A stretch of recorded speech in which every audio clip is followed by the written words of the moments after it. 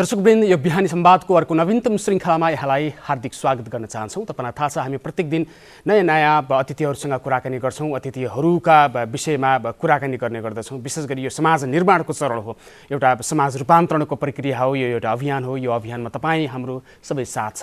एउटा मानिसले आफ्नो जीवनमा गरेका कामहरू, सोचेका विचार गरेका विषयहरू अरू धेरै मानिसहरूको लागि त्यो पाठ हुन जान्छ अथवा प्रेरणाको स्रोत हुन जान्छ, सिकाइका माध्यमहरू हुन जान्छन् भन्ने हामीलाई विश्वास लाग्दछ। त्यस अनुसारले पनि एउटा मानिसका कुरा अत्यन्तै महत्त्वपूर्ण हुन्छन् यो समाजका लागि भन्ने कुरा हामी तपाईहरुलाई जानकारी गराइरहन्छौँ।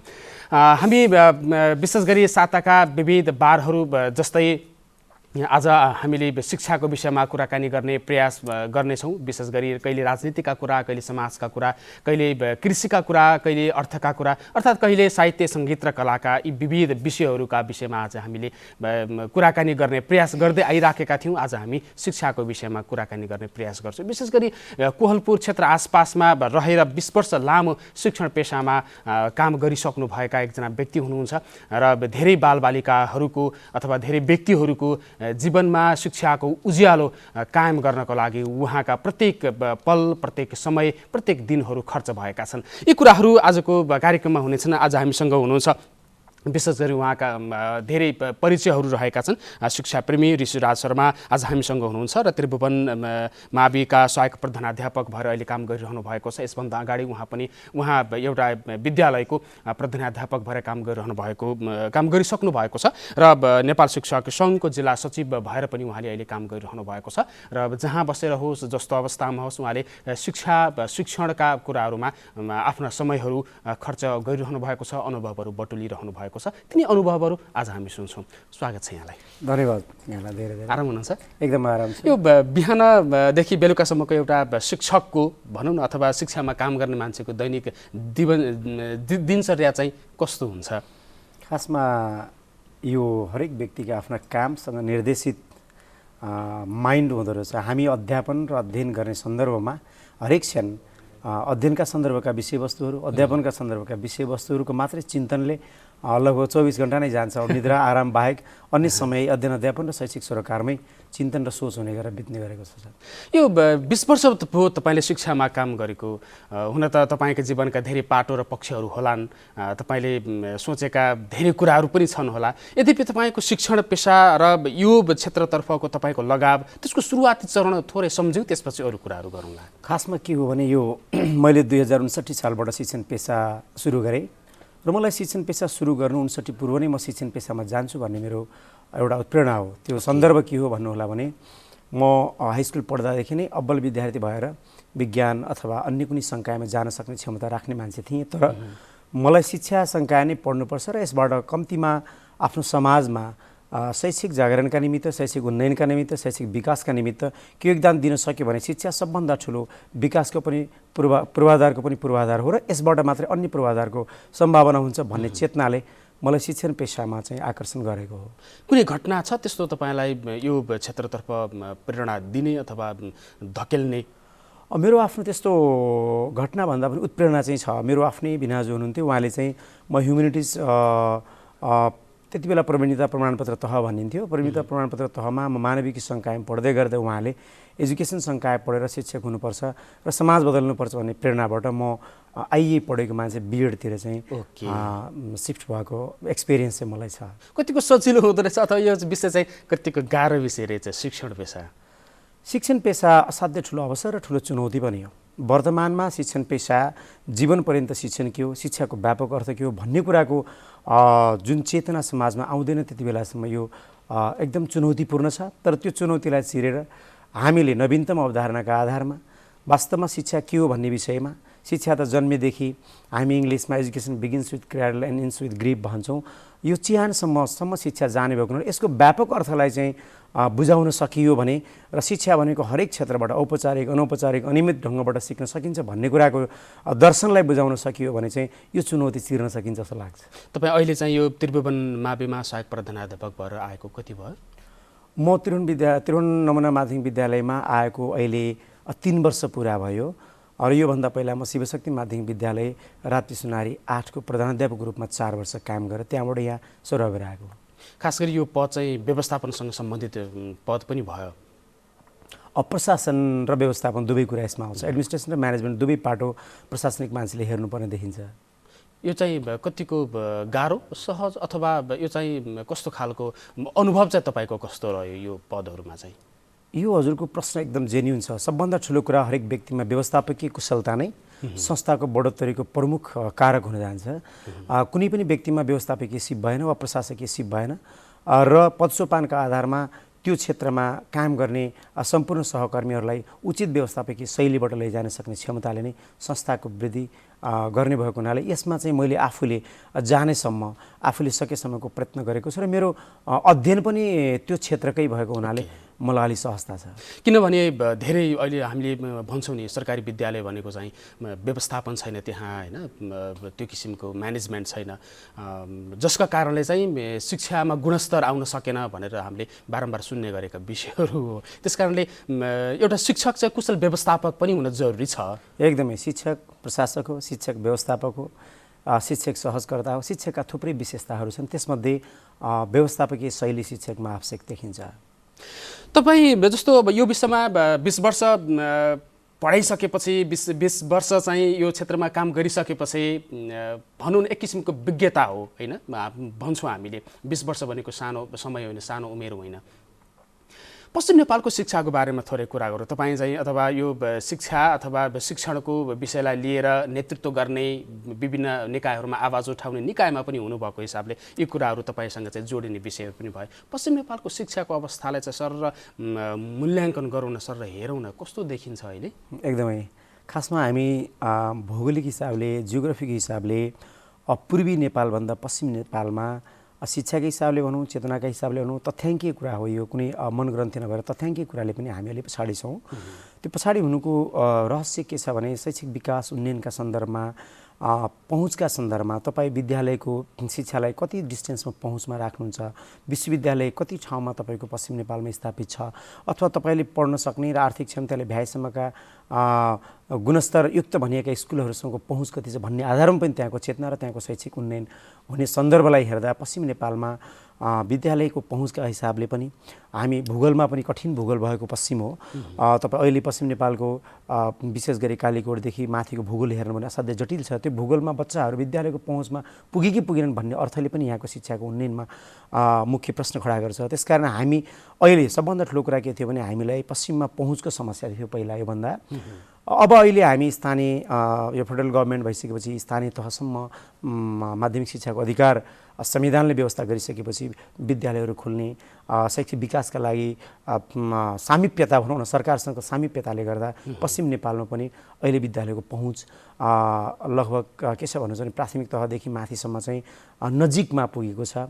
बालबालिकाहरू उत्प्रेरित छन्। अब यो पहुँचलाई गुणस्तरमा बदल्नु पश्चिम नेपालको मुख्य जिम्मेवारी हो।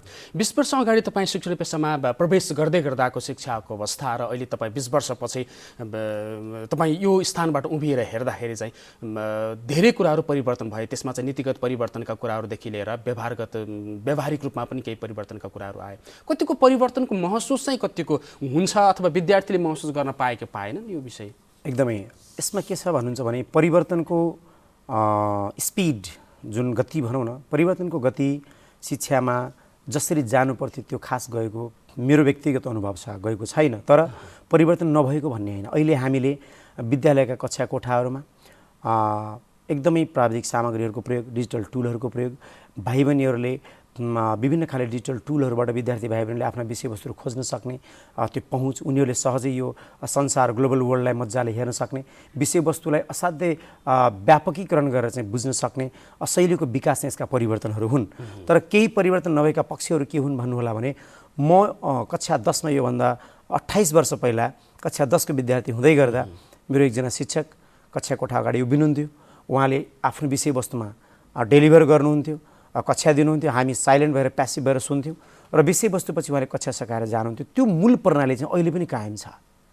त्यो परिवर्तन आवश्यक देख्छु म। अहिले पनि एउटा बच्चा एउटा बेन्चमा बसेर प्यासिभली शिक्षकको कुरा सुन्छ, शिक्षक कक्षा कोठामा जानुहुन्छ, उहाँले आफ्नो विषयवस्तु डेलिभर गर्नुहुन्छ, बच्चाहरू बेन्चमा बसेर सुन्ने र सामान्य विषयवस्तुको जिज्ञासा राख्ने र कक्षा सकिने जुन परम्परागत शैली छ त्यो अहिले पनि विद्यमान छ। यसको अर्थ सबै विद्यालयहरूमा त्यो विद्यमान छ भन्ने होइन, तर अलमोस्ट तपाईँ हेर्नुभयो भने हामीले चाहिँ फेक कुरा गऱ्यौँ भने होइन भन्ने कुरा होला, तर यथार्थ कुरा गऱ्यो मेरो 20 वर्षको अनुभवमा मेरो शिक्षकले जसरी कक्षा कोठा अगाडि गएर उभिएर विषयवस्तुलाई डेलिभर गर्नुहुन्थ्यो त्यही स्टाइल त्यही परम्परामा हामी गरिरहेको अवस्था छ। तर त्यसको अलावा परिवर्तन चाहिँ के हो भने नवीनतम प्रविधिहरूको प्रयोग, ती टुलहरूबाट भाइ बहिनीहरूले आफ्नो सरकारको विषय खोज्न सक्ने विषयहरू चाहिँ परिवर्तनका सङ्केतहरू। जस्तो बाहिरबाट अन्य प्राविधिक कुराहरू जस्तो सिद्धान्तका कुराहरू अथवा विषयगत विषयले चाहिँ चेपुवामा चाहिँ पारेको छ, यद्यपि नेपाली शिक्षण सिकाइको जुन प्रक्रिया छ त्यो प्रक्रियाको मूल तत्त्व चाहिँ परिवर्तन हुन सकेन। यस्तो छ, अब हामीले अहिले हेऱ्यौँ भने के हो भने विज्ञान परिवर्तनमा मात्रै छैन, विस्फोटमा छ। साइन्सको पोजिसन एक्सप्लोजनमा छ। अहिले तपाईँले पाठ्यक्रमलाई साइन्सलाई समेट्न खोज्नुभयो भने प्रत्येक दिन पाठ्यक्रम बदल्नुपर्ने त्यति विस्फोटमा साइन्स गएको छ भने त्यो विस्फोटलाई पछ्याउन एजुकेसन जानु पर्थ्यो भन्ने मलाई लाग्छ। र अहिले हामीले के हो भने विज्ञान प्रविधि मात्र होइन, चिकित्सा क्षेत्रमा हेर्नुहोस्, हामीले कुनै बेला अपरेसन भनेपछि लामो चाहिँ मासुलाई चिरेर चाहिँ सिल्नुपर्ने भन्ने अथवा चाहिँ कस्नुपर्ने भन्ने बुझाइबाट अहिले चाहिँ विभिन्न खाले चाहिँ विकिरणका माध्यमबाट दूरबीन प्रणालीबाट आइसकेका छ भने हामी अहिले पनि कक्षा कोठामा चाहिँ डेलिभर गर्ने प्रणालीमा छौँ। त्यसलाई चाहिँ कसरी हुन्छ, बच्चाहरू आफै सक्रिय भएर उनीहरूले आफै सिकाइ गर्न सक्ने, शिक्षकले पूर्णतया सहजीकरणको माध्यमबाट मात्रै शिक्षण गर्न सक्ने। अझ म के भन्न चाहन्छु भने अब यो मेरो व्यक्तिगत धारणा हो, यो फिट नहुन सक्छ। Schools are ill fitting structure, खासमा स्कुलहरू अहिले पनि त्यो इल फिटिङ छन्, वेल फिटिङ मलाई लाग्दैन। विद्यार्थीहरूलाई पुस गरिएको छ कक्षा कोठाभित्र, student are pushed into the classroom. उनीहरूको इच्छा, उनीहरूको चाहना, उनीहरूको डिजायरलाई बुझ्नका लागि उनीहरूले झोलाभित्र राखेका किताब उनको इच्छा बमोजिम छन् कि छैनन् भन्ने कुराको प्रश्न कसले विश्लेषण गरेका छ। खासमा शिक्षालाई जीवनपर्यन्त रूपमा हेर्ने हो भने बच्चाको चाहना, रुचि र क्षमता अनुसारको उनीहरूले इच्छा गर्न सक्ने कक्षा कोठा व्यवस्थापन हामीले गऱ्यौँ कि गरेनौँ। हामीलाई केन्द्रबाट तोकिएका पाठ्यपुस्तक र विषयवस्तुलाई मात्रै उनीहरूलाई पढाउनु पर्ने बाध्यताको सिर्जना अझै किन? यो कहिलेसम्म यसको निरन्तरता हुन्छ? बच्चाले मैले चाहेको किताब पढ्न पाउने दिन कहिले आउँछ? त्यसकारण यो इन्टेलेक्चुअल फ्रिडमको कुरा शिक्षामा अझै आवश्यक देखिन्छ। इन्टेलेक्चुअल फ्रिडम अझै परिवर्तन नभएको विषय हो भन्ने मलाई लाग्छ। यो समस्या चाहिँ कहाँनिर भयो? त्यसो भए यो राज्यको नीतिका कुराहरू भयो अथवा यो त विद्यालयले मात्र सुधार गर्ने, एउटा विद्यालयले मात्र, एउटा स्थानीय तहले मात्र सुधार गर्ने विषय पनि भएन यो कुरा, सिङ्गो राज्य पछाडि परेको हो यो विषय? यस्तो छ, हामी के छौँ भने नीतिगत रूपमा पनि हामी चाहिँ अल्मलिएको देखिन्छ। हजुरलाई नीतिगतै कुरा गरौँ भने हामी शिक्षा ऐन 2028 अहिले पनि प्रयोगमा छौँ। सङ्घीयता देशमा गइसकेपछि सङ्घीय संरचना बमोजिमको शिक्षा प्रणालीलाई एड्रेस गर्नका लागि शिक्षा ऐन आउनु पर्थ्यो। त्यो नआउनु भनेको नीतिगत रूपमा हामी अल्मलिएको, नसकेको वा कमजोर भएको भन्ने कुरा पुष्टि हुन्छ।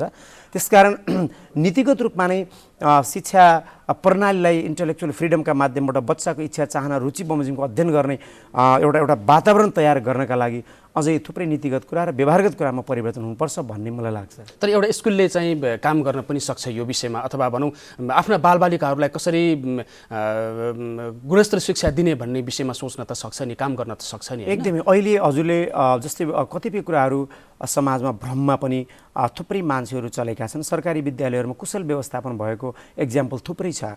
अहिले पनि सरकारी विद्यालयहरूबाट उत्कृष्ट क्षमता प्रदर्शन गर्ने भाइ बहिनीहरू नभएका भने होइनन्। र कतिपय शिक्षा भनेको एउटा लामो लगानीबाट उत्पादन देखिने चिज हो र लामो लगानी लामो समय पर्खिनुपर्ने हुन्छ। हामीले योभन्दा 10 वर्ष पहिला गरेको लगानी वा त्यसमा गरेको परिवर्तनको प्रतिफल हामीले 10-15 वर्षपछि देखिने भएको हुनाले यो रिसेन्टली आजको भोलि देखिने परिस्थिति आउँदैन। एउटा देशलाई हाँक्न सक्ने एउटा गुणस्तरीय भनौँ न विद्यार्थी उत्पादन हुने सन्दर्भ अब आउला केही वर्षपछि, किनभने अहिले पहुँचमा भाइ बहिनीहरू छन्, गुणस्तरमा भाइ बहिनीहरू छन्। सरकारी विद्यालयलाई पनि के लागेको छ भने अब हामीले गर्नुपर्छ है, गरेन भने हामी माथिको आरोप चाहिँ निरन्तर अगाडि बढ्छ भन्ने कुराले पनि सक्रियता बढेको देखिन्छ वर्तमानमा। अहिले बालबालिकाहरू जस्तो विद्यार्थीहरूकै चेपुवामा भनौँ अथवा विद्यार्थीहरू भन्दा शिक्षकहरू पछाडि परेको विभिन्न सन्दर्भहरू आउँछ कि, जस्तो सामाजिक सञ्जालका कुराहरू, यो ग्लोबलाइजेसनका कुराहरू अथवा गुगलकै प्रयोग गरेर शिक्षकले भन्दा विद्यार्थीले बढी जानिसक्यो कि अब यस्तो चाहिँ कति यो विषयलाई कति चर्चामा हुन्छ, कति छलफल हुन्छ? एकदम असाध्यै सुन्दर प्रश्न हो यो।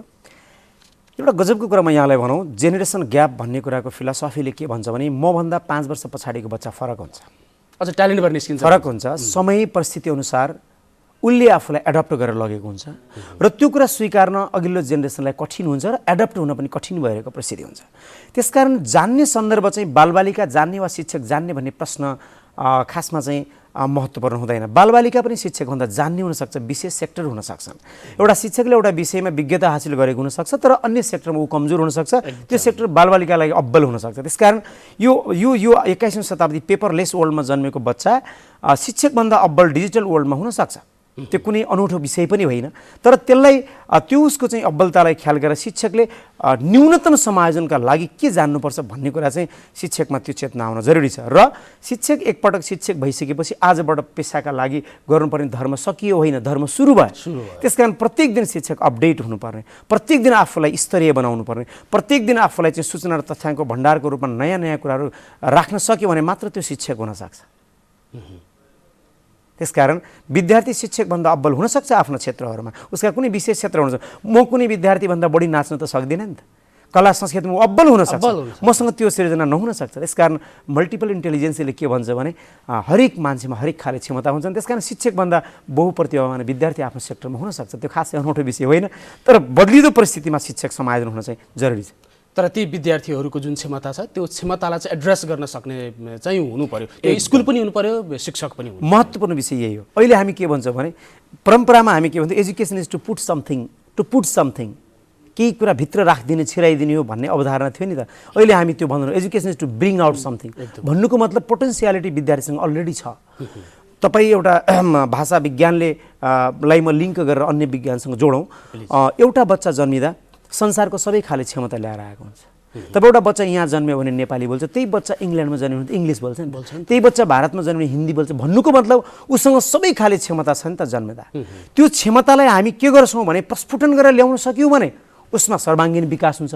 तर त्यो क्षमतालाई खुइल्याउँदै निश्चित विषयमा मात्र हामीले केन्द्रित गऱ्यौँ भने हामी क्षमता समाप्त गरेर निकाल्ने कन्डिसन हुनसक्छ। अहिलेको शिक्षा प्रणालीको डरलाग्दो विषय भनेको के हो भने बालबालिकामा भएको सर्वाङ्गीण क्षमतालाई खुइल्याउँदै एउटा विषयको स्पेसलाइज वा एउटा थोरै सीमित विषयवस्तुमा मात्र निर्माण गरेर पठायौँ कि भन्ने चिन्ता चाहिँ हामीलाई हो। अहिले जस्ता बालबालिकाहरू निकालिरहेका छौँ, जस्तो हामीले स्कुलहरूबाट अथवा क्याम्पसहरूबाट अथवा विश्वविद्यालयबाटै भनौँ, त्यो मान्छे चाहिँ नेपाली माटो सुहाउँदो भनौँ न एक किसिमले, माटो यहाँको हावापानी, यहाँको विकास खोजेको, यहाँको जसलाई हामीले समृद्धि भनिराखेका छौँ, त्यो समृद्धिसँग एकाकार गर्न सक्ने जनशक्ति चाहिँ छ कि छैन भन्ने कुराको प्रश्न बारम्बार उठ्छ कि। तपाईँ हामीले कुरा गरिराखेको विषय पनि यही नै हो मूलतः। तर हाम्रा विद्यार्थीहरू चाहिँ स्कुलबाट निस्किने बेलामा चाहिँ कस्ता विद्यार्थी निस्किरहेका छन् भन्ने कुरा, जस्तो केही समय अगाडि चर्चामा आयो सर, जस्तो स्कुलमा हुँदासम्म शिक्षक चाहिँ शिक्षक रहन्छ, बाहिर गइसकेपछि विद्यार्थीले शिक्षक चिन्नै नचाहने कि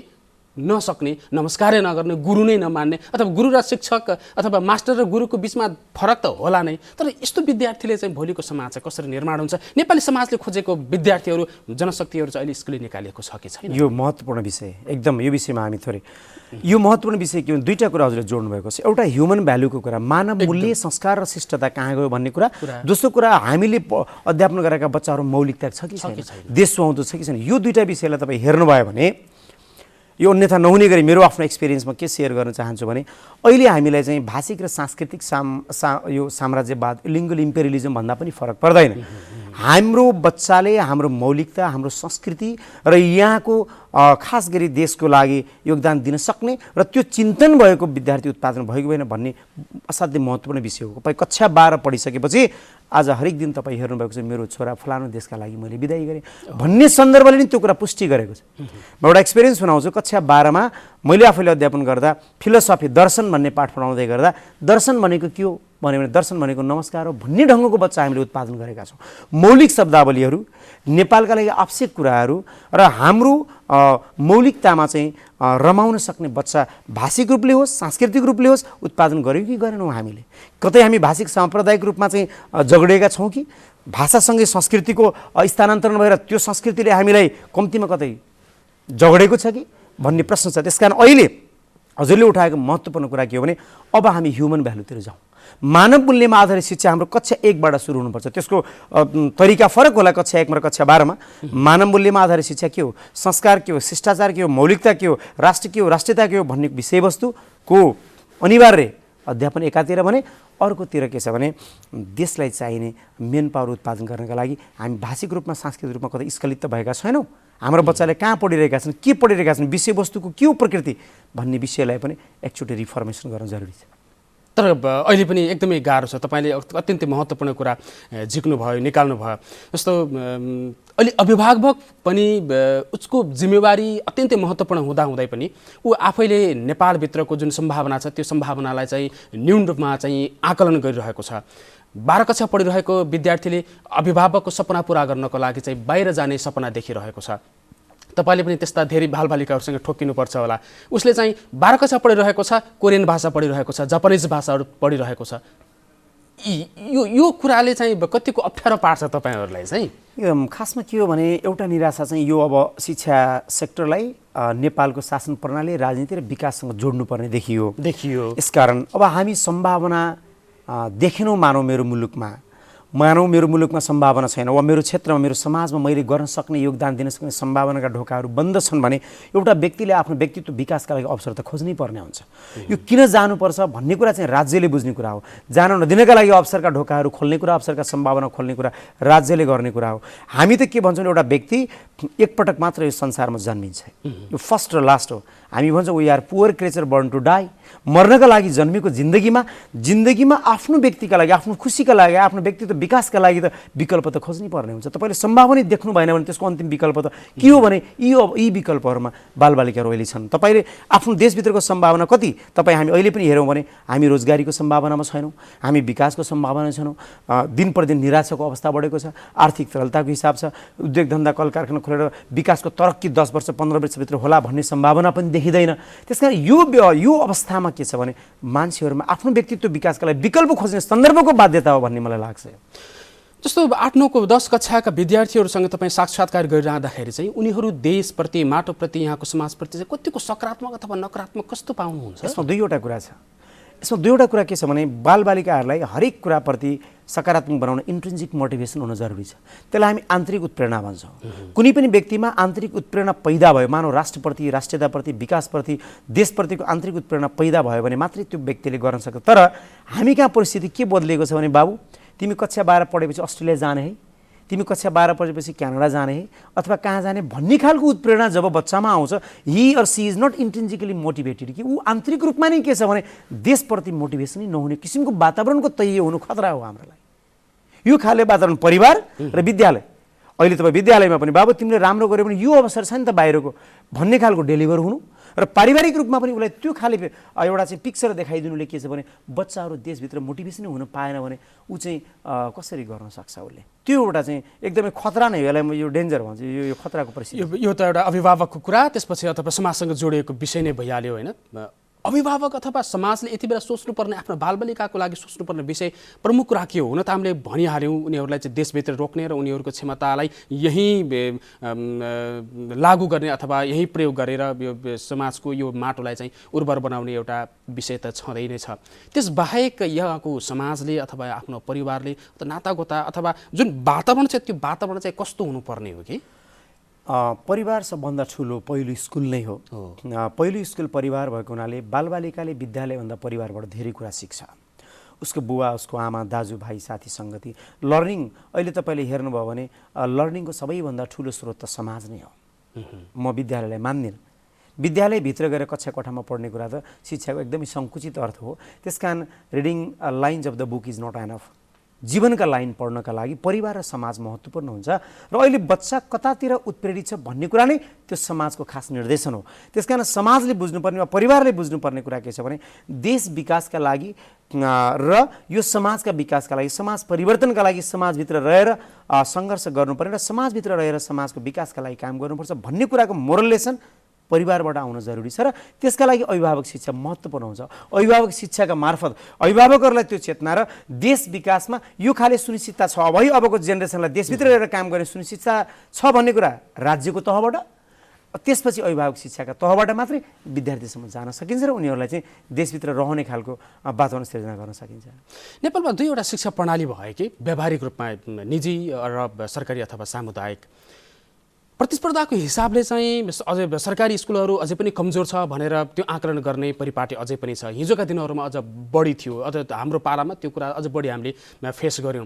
अहिलेको स्थिति के छ? हुन त सरकारी स्कुल पनि अहिले एकदमै सशक्त रूपमा बलियो रूपमा चाहिँ अगाडि आइरहेको परिस्थिति छ, जहाँ चाहिँ तपाईँ जस्ता शिक्षकहरूले काम गरिरहनु भएको छ। बाहिरबाट हेर्दाखेरि ती साना साना बालबालिकाहरू चाहिँ सडकमा हिँड्दाखेरि चाहिँ छुट्टा छुट्टै देखिन्छन् कि एउटै देखिन्छ त्यो भिड चाहिँ? यो मलाई यो सधैँ यो प्रश्नले चाहिँ एकदमै सधैँ यो प्रश्नले मलाई चाहिँ दिमागमा खेलिराख्ने प्रश्न हो। संस्थागत विद्यालय र सामुदायिक विद्यालयको प्रतिस्पर्धा वा त्यसको चाहिँ तुलनात्मक अध्ययन जुन चलेको छ, तुलनात्मक अध्ययनका आधारहरूमा कमी छ भन्ने मलाई लाग्छ।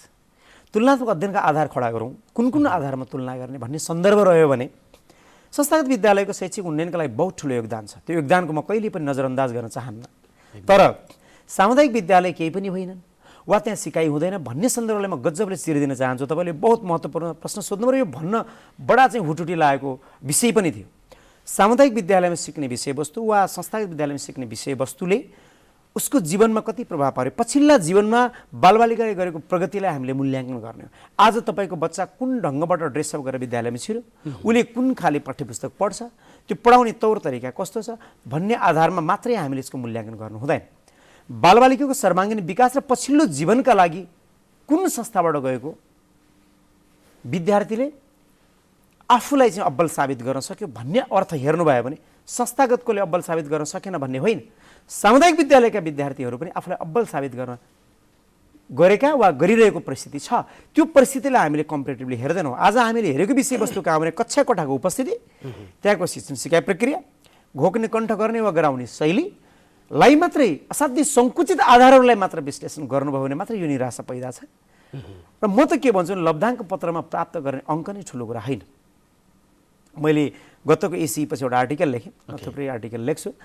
4 GPA वा व्यवहारिकता प्रश्न केमा भनेर एसीको रिजल्ट पछि मैले लेखाएको थिएँ। एउटा बच्चाले 4 GPA गरेको छ तर उसको संस्कार, उसको सभ्यता, उसको व्यवहारिकता समाजमा शून्य छ। तपाईँ दुईवटा कुरा बुझ्नुहोस्, नलेज र विजडम के हो भन्ने कुराको फरक मात्रै बुझे पुग्छ। नलेज भनेको तथ्याङ्क र सूचनाको सङ्कलन हो, भण्डारण हो, र त्यसले विवेकपूर्ण तरिकाले नलेजलाई भ्यालु क्रिएट गर्नलाई कतिको प्रयोग गर्छ त समाजमा। यसकारण तपाईँ एउटा बच्चा नलेजेबल भयो भन्दैमा त्यो उत्पादन राम्रो हो भन्न पाइँदैन। बच्चामा विवेक कति छ, उसले त्यो नलेजलाई एप्लिकेसन साइडमा कति प्रयोग गर्छ र त्यो नलेजलाई भ्यालु क्रिएट गर्छ भन्ने कुरा हेर्नुहोस् त। एउटा बच्चा नलेजेबल हुनसक्छ कुनै संस्थाबाट पढेको, तर उसको विवेक कति छ, विजडम के हो। त्यसकारण हामी के भन्छौँ भने knowledge without wisdom can be harmful. त्यसकारण ज्ञान विवेक बिनाको के हुन्छ, खतरा हुनसक्छ। त्यसकारण तपाईँले एउटा बच्चा नलेजेबल छ भन्दैमा त्यहाँबाट उत्कृष्ट उत्पादन हो भन्न पाइएन। त्यहाँ विवेक चाहिन्छ। विवेकपूर्ण तरिकाले एउटा बच्चाले घर परिवार समाज संस्कारमा कति काम गरेको छ त। Let's combine knowledge and wisdom together, सँगै हेरेर जाउँ न, अनि उत्पादन कसको के अनि तुलना होला नि त। त्यसकारण व्यापक रूपमा एउटा ब्रोड आधारभित्र तुलना गर्यो भने दुवै संस्थागत र सामुदायिक विद्यालयको योगदान महत्त्वपूर्ण छ। असाध्यै धेरै खस्केको वा कमजोर छ भनेर तुलनात्मक रूपमा म चाहिँ भन्न सक्दिनँ र म चाहन्न। तुलना गर्ने जुन आधारहरूको कुराहरू जुन गर्नुभयो नि, एकदम रमाइलो कुरा। जस्तो अब बालबालिकाहरूले चाहिँ एक्लै अर्काको ड्रेस देखेर हिजोका दिनहरूमा आफूलाई हीनताबोध मान्ने अथवा आफूलाई चाहिँ म चाहिँ उच्च स्तरको मान्छे हुँ भन्ने किसिमको हिजोको जुन सोसाइटीबाट समाज चाहिँ धेरै फराकिलो बन्दै पनि गयो। तपाईँले भने जस्तो हिजोको जस्तो त्यति धेरै निराशा पनि नहोला अहिलेको समाजमा। अहिलेका अभिभावकहरू पनि त्यो किसिमबाट गाइडेड भएको चाहिँ देखिन्छ। अब चाहिँ बालबालिकाहरूले अथवा यति बेला विद्यार्थीहरूले यो कुराहरू सुनिरहनु भएको यदि छ, सुन्नुहोला भने उहाँहरूले सोच्नुपर्ने, भनौँ न 7, 8, 9, 10 कक्षाको बालबालिकाहरूले बुझ्नुपर्ने विषय चाहिँ के हो? त्यो चाहिँ सरकारी विद्यालय होस् अथवा निजी विद्यालय होस् अथवा अरू नै कोही होस्, यति बेला विद्यार्थी भएर सोच्नुपर्ने विषय चाहिँ के हो समाजको लागि? यसो छ, विद्यार्थीहरूले सोच्नुपर्ने विषय भनेको खासमा म कुन विद्यालय पढ्छु र त्यहाँ कस्तो शिक्षा प्राप्त हुन्छ भन्ने मेजर विषय होइन। बालबालिकाले सोच्नुपर्ने कुरा के हो भने मेरो जीवन के हो, जीवनको उद्देश्य के हो, त्यो लक्ष्य के हो, म त्यो जीवनको उद्देश्य र लक्ष्य भेट्नका लागि मैले कहाँ अध्ययन गर्नुपर्छ, अध्यापन गर्नुपर्छ। कतिपय विद्यार्थीको जीवनका लक्ष्यका लागि संस्थागत विद्यालय पढ्नुपर्ने पनि आवश्यकता हुनसक्छ। कतिपय विद्यार्थीका लागि उसको लक्ष्य प्राप्तका लागि सामुदायिक विद्यालय पढ्नुपर्ने अवस्था हुनसक्छ। हजुरले अघि भनेकै जस्तो भाषालाई त म ज्ञान मान्दिनँ। हामी यहाँ भाषालाई ज्ञान मान्ने भ्रमबाट पीडित छौँ। भाषा भनेको खासमा के हो भने सञ्चारको माध्यम हो। तपाईसँग मैले सञ्चार गर्नका लागि सिक्ने कुरा मात्रै हो। यो त means of communication, it's not knowledge. So means of कम्युनिकेसनलाई ज्ञानको ठुलो भण्डारण मानेर, त्यसलाई आधार मानेर, त्यो नै ज्ञान हो भन्ने प्रमुख प्राथमिकता मानेर जुन ढङ्गको शैलीको विकास भएको छ त्यो इम्पोर्टेन्ट होइन। एउटा बालकले आफू बुझ्ने विषय छ। यहाँलाई भने आधारभूत तह पार गरिसकेपछि माध्यमिक तह, हाम्रो नेपालको शिक्षा प्रणालीले माध्यमिक तहलाई मध्यम स्तरको जनशक्ति उत्पादन गर्ने भन्ने उद्देश्य छ। त्यो मध्यम स्तरको जनशक्ति उत्पादन गर्दा उसले एउटा लक्ष्य बनाउँछ। उसको लक्ष्य कुन संस्थाबाट पुरा हुन्छ? संस्थागत विद्यालयबाट हुन्छ, बाल सामुदायिक विद्यालयबाट पुरा हुन्छ। त्यो खाले मोटिभेसन बालबालिकामा क्रिएट हुन जरुरी छ। त उसको लक्ष्यका आधारमा उसले संस्था छनौट गर्ने हो नि त। त्यसकारण उसले आफूले लक्ष्य निर्धारण गर्छ, त्यो लक्ष्यको प्राप्ति कहाँबाट हुन्छ भन्ने कुरा चयन गरेर जानका लागि म आम बालबालिकालाई अनुरोध गर्न चाहन्छु। यति धेरै कुरा गऱ्यौँ नि हामीले, यी यस्ता विषयहरू तपाईँको विविध शिक्षक सङ्गठनहरूभित्र चाहिँ उठ्छन् कि उठ्दैनन्, अथवा त्यो त्यहाँ चाहिँ तपाईँको शिक्षकहरूको पदोन्नति अथवा उनीहरूको मात्रै विकासको कुराहरू उठ्छन्? यो विषय हुन्छ कि यो गजबको चर्चित सवाल। असाध्यै शिक्षाका पेशागत नेतृत्वहरूलाई एउटा आरोप के लाग्ने गर्छ भने तपाईहरु शैक्षिक उन्नयनका लागि बालबालिका सेक्टरमा अध्ययन अध्यापनका सेक्टरका विषयमा कम बोल्नुहुन्छ वा तपाईहरुको व्यक्तिगत रूपमा पेशागत विकास सन्दर्भ पनि कम बोल्नुहुन्छ, शिक्षकको सरुवा बढुवा नियुक्ति पदस्थापनका विषयमा तपाईको बढी नजर भयो नि भन्ने खालको प्रश्न छ। र यो प्रश्न पटक पटक उठ्न पर्छ र यहाँले उठाउनु भयो महत्त्वपूर्ण कार्यक्रम मार्फत। म यहाँलाई धन्यवाद दिन चाहन्छु। र हामी अलिकति संकुचनमा भयौं। शिक्षकको पेशागत नेतृत्व भने चाहिँ विशेष गरी शिक्षाका एजेन्डामा मात्रै हो कि भन्ने लाग्यो। जब शैक्षिक क्षेत्रको उन्नयन हुन्छ स्वतः शिक्षकको पेशागत विकासमा बढोत्तरी हुन्छ। त्यो लिङ्क भएको कुरा हो, त्यो जोडिएको विषय हो। त्यसकारण हामीले अब बुझ्नुपर्ने कुरा के छ भने बालबालिकाको अध्ययन अध्यापनको सेक्टरमा उनीहरूको वर्तमान अवस्था, शैक्षिक संस्थाहरूको शैक्षिक उन्नयनको बढोत्तरी, त्यहाँ भएका समस्याको निराकरणमा हामी त्यतापट्टि लाग्यौँ भने त्यसले स्वतः रूपमा हाम्रो पेशागत उन्नयन हुन्छ भन्नेपट्टिको सेक्टरमा अलि हामी बढी जान जरुरी छ। हामी कमजोर, यो हजुरले सोधेको प्रश्नमा हामी कमजोर नै छौँ, त्यसमा म स्वीकार्न चाहन्छु। एउटा पेशागत नेतृत्वको हिसाबले म त्यो एक्सेप्ट गरेर लान चाहन्छु। अबका हाम्रा चाहिँ गतिविधि त्यतापट्टि निर्देशन हुनुपर्छ। हामी अलि आफ्नो पेशागत कुरामा बढी अल्झियौँ कि बालबालिका अध्ययन अध्यापनतिर हाम्रो नजर पुगेन कि भन्ने लागेको, तथापि कति नभएको भने चाहिँ होइन। शिक्षकको पनि आफ्नै समस्या हुन्छन्, सपना हुन्छन्, सम्भावनाहरू पनि हुन्छन्। 20 वर्ष तपाईले यो क्षेत्रमा आफ्नो समाजको लागि दिनुभयो, यद्यपि तपाईले आर्थिक कुरा चाहिँ प्राप्त गर्नुभयो होला। 20 वर्षमा तपाईले पढाएका विद्यार्थीहरूले तपाईलाई चाहिँ केही हदसम्म केही विद्यार्थीहरूले गुरु पनि मान्छन् नै होला, तर त्यसबाहेक पनि अरू विषयहरू पनि रहन्छन् होला एउटा मान्छेको जीवनमा।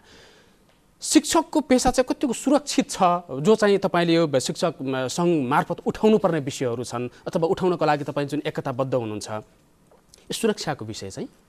पेशागत सुरक्षाको कुरा गर्नुभयो भने हामी सबैभन्दा नेपालमा कायम गर्ने सरकारी कर्मचारीहरूमध्ये सबैभन्दा दबावमा सबैभन्दा पीडामा रहेको हामीहरू नै हो।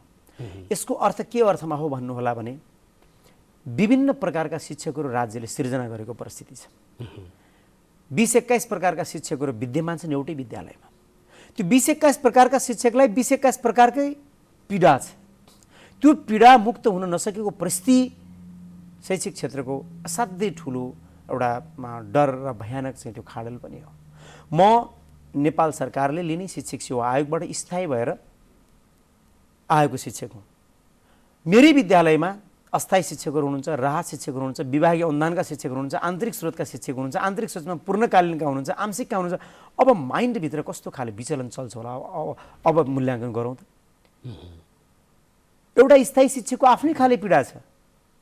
उसको जीवनको चाहिँ एउटा निश्चित, तपाईँ विभिन्न मुलुकमा हेर्नुभयो भने उसको पद सोपान, उसको बढोत्तरीको निश्चित एउटा मार्गचित्र हुन्छ विभिन्न मुलुकमा। म यति वर्ष सेवा गरेँ यहाँ पुग्छु भने क्लियर पिक्चर हुन्छ, तर हामी कहाँ छैन।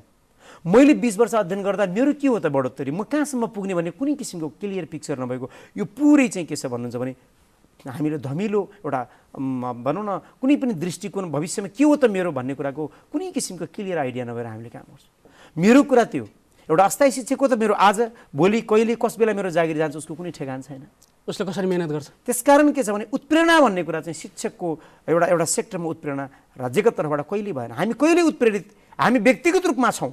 हामीलाई बच्चाको मायाले उत्प्रेरणा गरेको छ, एउटा बालबालिकाको सम्बन्धले उत्प्रेरणा गरेको छ, उनको प्रगतिले हामीलाई उत्प्रेरणा गरेको छ, अभिभावकको मायाले उत्प्रेरणा गरेको छ। त्यो उत्प्रेरणा भएर हामी जोस जाँगरसँग क्लास हेरेका हौँ, तर राज्यको तर्फबाट हामी कहिले उत्प्रेरित छैनौँ। म स्पष्ट यहाँ भन्न चाहन्छु, राज्यले शिक्षालाई उत्प्रेरणा दिने विषयवस्तु कहिले पनि ल्याएन, त्यसमा अहिले पनि हामीलाई पीडा छ। त्यसकारण त्यो उत्प्रेरणा राज्यका तर्फबाट आयो भने हामी असाध्यै ठुलो योगदान अहिले भएको कुरा त छँदैछ, त्यसमा अझै हामीलाई चासो, अझै हामीलाई चिन्तन।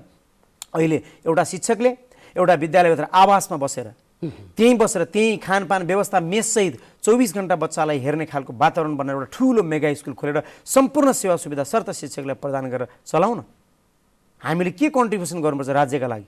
हामी सम्पूर्ण समय बेच्न तयार छौँ, तर त्यसका लागि राज्यले गर्नुपर्ने उत्प्रेरणा, राज्यले दिनुपर्ने सेवा सुविधा शर्तहरूको सुनिश्चितता हुन जरुरी देखिन्छ सर।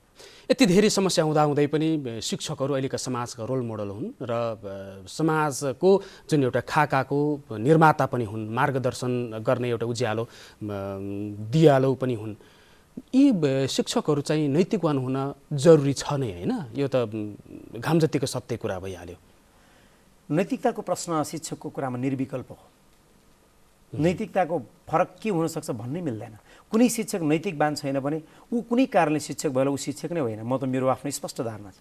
शिक्षकमा सम्पूर्ण कुरा ऊ मोडल हो। उसले समाज बदल्नुपर्छ, एउटा जेनेरेसन बदल्नका लागि, एउटा जेनेरेसन बनाउनका लागि ऊ हरेक कुरा, ऊ हिँड्दा बोल्दा हरेक कुरामा उसले आफू संवेदनशील र असाध्य ख्याल गर्नुपर्ने हुन्छ। उसको हरेक कुरा समाजले हेरेको हुन्छ, बालबालिकाले हेरेको हुन्छ। तपाईँमा नैतिकता छैन भने तपाईँ शिक्षक नहुनुहोस्। नैतिकवान हुनुहुन्न भने शिक्षक नहुनुहोस्। चरित्रवान हुनुहुन्न भने शिक्षक नहुनुहोस्। तपाईँमा बच्चाप्रतिको समर्पण छैन भने शिक्षक नहुनुहोस्। शिक्षक हुनका लागि विशेष क्वालिटीको आवश्यकता पर्छ। म यहाँलाई के भन्न चाहन्छु भने संसारमा सबैभन्दा योग्य मान्छे मात्र शिक्षक हुन सक्छ। कस्तो गजब। त्यसकारण समाज बदल्ने व्यक्ति, एउटा जेनेरेसन बदल्ने व्यक्तिले बहुत धेरै कुरा सोच्न आवश्यक छ। त्यसकारण थुप्रै घटना परिघटना तपाईँहरूले देख्नुहुन्छ बच्चा र शिक्षकका बिचमा। त्यो भनेको शिक्षक हुन लायकको व्यक्ति नै होइन। म त्यसलाई शिक्षक नै मान्दिनँ। त्यसकारण शिक्षक हुनु छ भने तपाईँले सबै क्वालिटी चेक गर्नुहोस्। आफूमा म अब्बल छु भने मात्रै तपाईँ शिक्षण पेसामा आउनुहोस्, नत्र भने अन्य सरकारी जागिरी गर्नुहोस्, अन्त बस्नुहोस्। सबै जागिरीहरूमध्येको अब्बल एउटा पेसा, सबै पेसाहरूमध्ये अब्बल पेसा हो। मात्र हामी राज्यले उत्प्रेरित गर्न सकेन। हामी स्वयंमा उत्प्रेरित छौँ, बालबालिकाको मायाले छौँ। मैले अघि नै जोडिसकेँ। त्यस कारण तपाईँ यो अब्बल पेसामा छिर्दा आफूलाई एकचोटि नाप्नुहोस्, चेक गर्नुहोस्, अनि म अब्बल छु भनेपछि मात्र तपाईँ इन्ट्री गर्नुहोस्। नैतिकता त्यहाँ। 20 वर्षको यो अवधिमा चाहिँ तपाईँलाई कहिलेकाहीँ चाहिँ यो शिक्षण पेसामा म बेकार आएछु भन्ने फिल चाहिँ कहिलेकाहीँ हुन्छ कि हुँदैन? यस्तो हो, जीवनका थुप्रै कुरामा कहिलेकाहीँ विचार त हुन्छ नै। म हेर्छु मसँगै पढेका समकक्षीहरूको थुप्रै खाले चाहिँ उहाँहरूको व्यक्तिगत, सामाजिक, पारिवारिक विकास, आर्थिक रूपमा ठुलै उन्नयन गरेका पनि हुनुहुन्छ। कसरी गर्नुहुन्छ त्यसकोतिर त म जान चाहन्न। म शिक्षक हुँदाखेरि जुन मेरो सामान्य आर्थिक अवस्था थियो त्योभन्दा माथि उठ्नै सक्दैन। किनभने हामी महिनाभरि काम गरेर 4 महिनामा तलब थाप्ने मान्छे हौँ, जसमा महिनाको तलब बाहेक, तोकिएको तलब बाहेक 1 रुपियाँ कुनै प्लस भन्ने हुँदैन हाम्रोमा। कुनै त्यो शीर्षक नै हुँदैन। जीवनमा प्लस शीर्षक बाहेक न्यूनतम तलबमा काम गर्ने मान्छे हामी हौँ। र कहिलेकाहीँ के लाग्छ भने समाजले हेर्ने दृष्टिकोण, आर्थिक रूपमा सम्पन्नलाई अलि बढी चाहिँ मान प्रतिष्ठा इज्जत दिएको देखिने दृष्टिकोण जबसम्म समाजमा टुट्दैन त्यति बेलासम्म कहिलेकाहीँ विरक्त लाग्छ होइन। खासै ठुलो केही गर्न सकिएन कि भन्ने कुराले असाध्यै पिरोल्छ।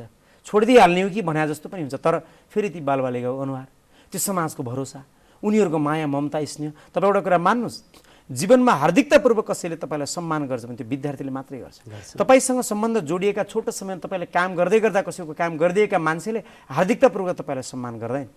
मैले 20 वर्ष पहिला पढाएको बच्चाले मलाई हार्दिकतापूर्वक सम्मान गर्छ र भन्छ सर म तपाईँको चेला हुँ अथवा चेली हुँ। त्यो गर्वले यति मन फुल्छ। त्यसको अगाडि कुनै स्यालेरी, कुनै तलब, कुनै आर्थिक अवस्थाले माने राख्दैन। त्यो सबभन्दा ठुलो जीवनको सन्तुष्टि हो। र आम शिक्षकको सन्तुष्टिको विषय पनि हो। त्यही सन्तुष्टिले सधैँ प्रेरणातर्फ धकेलै छ। कति वर्ष धकेल्छ हेरौँ। तपाईँ कतै सरकारी कार्यालयमा जानुहुन्छ अथवा ब्याङ्कमा जानुहुन्छ अथवा बाटो हिँड्दै गर्दाखेरि पनि ती मान्छेहरू भेटिन्छन् होला नि त होइन? जस्तो तपाईँ कतै सरकारी कार्यालयमा सेवा लिन जाँदाखेरि आफ्नै विद्यार्थीले सेवा दिइराखेको हुनसक्दछ। गजब। उहाँहरूले सेवा मात्रै दिनुहुन्न, गजब लाग्छ। हाम्रो उपस्थितिमा ममता प्रदान गर्नुहुन्छ, स्नेह प्रदान गर्नुहुन्छ। उहाँहरूको त्यो आदर जुन सत्कार छ त्यो अमूल्य छ। त्यसको कुनै मूल्य छैन। त्यो विद्यार्थी नै तपाईँ हो नि होइन? तपाईँ त्यो विद्यार्थी चाहिँ तपाईँ चाहिँ विद्यार्थी मार्फत नै तपाईँ पुगेको हो नि त? त्यो एकदम ऊ भित्र देखेको पोटेन्सियालिटी भित्र म छु भन्ने लाग्छ। उसको क्षमताभित्र म छु भन्ने लाग्छ। मेरो उत्प्रेरणाले ऊ आज यहाँ छ भन्ने लाग्छ। र हरेक विद्यार्थी आफूभन्दा माथि हुनुपर्छ भन्ने चेतना हामीसँग, त्यो चिन्तन मलाई हुन्छ सधैँ। म जहाँ छु त्योभन्दा मेरो हरेक विद्यार्थी माथि हुनुपर्छ भन्ने लाग्छ। त्यसले गर्व महसुस हुन्छ। त्यही गर्व शिक्षकको ठुलो कमाइ हो, त्यो ठुलो सन्तुष्टि हो। बाबु आमा र शिक्षक मात्र त्यस्ता व्यक्तिहरू हुन् रे जसले चाहिँ आफूभन्दा तलका मान्छेहरू चाहिँ माथि गएको सहन सक्छन् अथवा उत्प्रेरित हुन्छन् अथवा खुसी हुन्छन् अरे क्या। अरू मान्छे चाहिँ खुसी हुँदैन अरे होइन? जस्तो म मेरो साथी छ भने साथीले प्रगति गरेको मैले चाहिँ सहन सक्दैन अरे कि, डाहा फिल अथवा जेलस फिल हुन्छ अरे। तर शिक्षक र बाबु आमा चाहिँ त्यस्ता व्यक्ति हुनु अरे कि गजबको इक्जाम्पल म हजुरलाई दिउँ। शिक्षक र बाबुआमालाई मैले गडको रूपमा हेर्नुपर्छ भन्ने सधैँ मेरो चाहिँ हरेक क्लासमा यो कुरा हुन्छ। कुनै पनि एउटा प्यारेन्ट्स छैन जसले आफ्नो बच्चाको बारेमा नकारात्मक सोचोस्। कुनै एउटा शिक्षकले आफ्नो बच्चाको यी तीनवटा मान्छे एउटा गडको स्वरूप हुन्, भगवानको स्वरूपहरूमा उपस्थित भएको छ कुनै संसारमा भने मेरो माता, मेरो पिता र मेरो शिक्षक, मेरो गुरु हुनुहुन्छ। यी तीनटा व्यक्तिलाई सधैँ सम्मान गर्न सक्ने व्यक्ति नै कुशल संस्कारिक व्यक्ति हो भन्ने मलाई लाग्छ। त्यसकारण यो तीनवटा व्यक्ति जसले कहिले पनि नकारात्मक चिन्तन गर्न सक्दैन, त्यो कल्पना परिकल्पना नै हुँदैन आफ्नो बच्चाका लागि। हस्, यहाँलाई धेरै धेरै धन्यवाद। यो शिक्षाको विषयमा मान्छेका लागि प्रत्येक समय चाहिने कुराहरू, प्रत्येक पलमा चाहिने कुराहरू यहाँबाट सुन्न पाइयो। यहाँले 20 वर्ष लामो समय यो क्षेत्रको लागि खर्चिनु भएको छ। यहाँ आफै पनि अत्यन्तै महत्त्वपूर्ण व्यक्ति बनिसक्नु भएको छ यो समाजको लागि र यी अत्यन्तै महत्त्वपूर्ण भावनाहरू, विचारहरू राखिदिनु भयो कार्यक्रममा। अघिल्ला दिनहरूमा, पछिल्ला दिनहरूमा पनि हामी यहाँहरूलाई सम्झिनेछौँ। यसको लागि धन्यवाद। धेरै धन्यवाद। मैले यो टेलिभिजनको प्रोग्राममा यसरी यहाँले बोलाउनुहुन्छ र मेरो अभिव्यक्ति राख्न दिनुहुन्छ भन्ने कुराको मलाई एक्कासी टेलिफोन भएपछि म खुसी भएँ। यो यस्ता विषयहरू राख्ने अवसर र मौका जुन प्रदान गर्नुभयो, समाज परिवर्तनका लागि यो कार्यक्रम असाध्यै महत्त्वपूर्ण छ भन्ने मलाई लाग्छ। यस्ता कार्यक्रमहरूले समाज बदल्नका लागि महत्त्वपूर्ण भूमिका निर्वाह गर्छन्। यसको लागि समय दिनमा म असाध्यै आभारी छु यहाँप्रति र यो नेपाल टेलिभिजनप्रति। Thank you so much. हजुर, आज हामी कुराकानी गऱ्यौँ ऋषिराज शर्मा, जो चाहिँ शिक्षाको क्षेत्रमा 20 वर्ष लामो समय व्यतीत गरिसक्नु भएको छ। आफ्नो आयुका 20 वर्ष खर्च गर्नु त्यो चान्चुने विषय पक्कै पनि होइन। हुन त यो विषय उहाँको जीवनमा एउटा पेसागत रूपमा चाहिँ उहाँ छिर्नुभयो होला, तर उहाँले खर्च गरेका समयले उहाँलाई यो समाजले उहाँलाई सधैँभरि सम्झिरहनेछ र उहाँलाई धेरै धेरै विद्यार्थीहरूले सम्झिरहनेछन्। समाज विकास हुने भनेको ठुला बिल्डिङहरू, पुल, भवनहरू बन्नु मात्र विकास होइन, एउटा मान्छे बन्नु पनि त्यो समाजको लागि निकै ठुलो विकासको एउटा परिभाषाभित्र अटाउन सक्दछ। आजको यो बिहानी संवादको श्रृङ्खला यहीँनिर सकिन्छ। भोलिको श्रृङ्खलामा हामी फेरि भेट्नेछौँ। एनटिभी कोहलपुर हेर्दै रहनुहोला।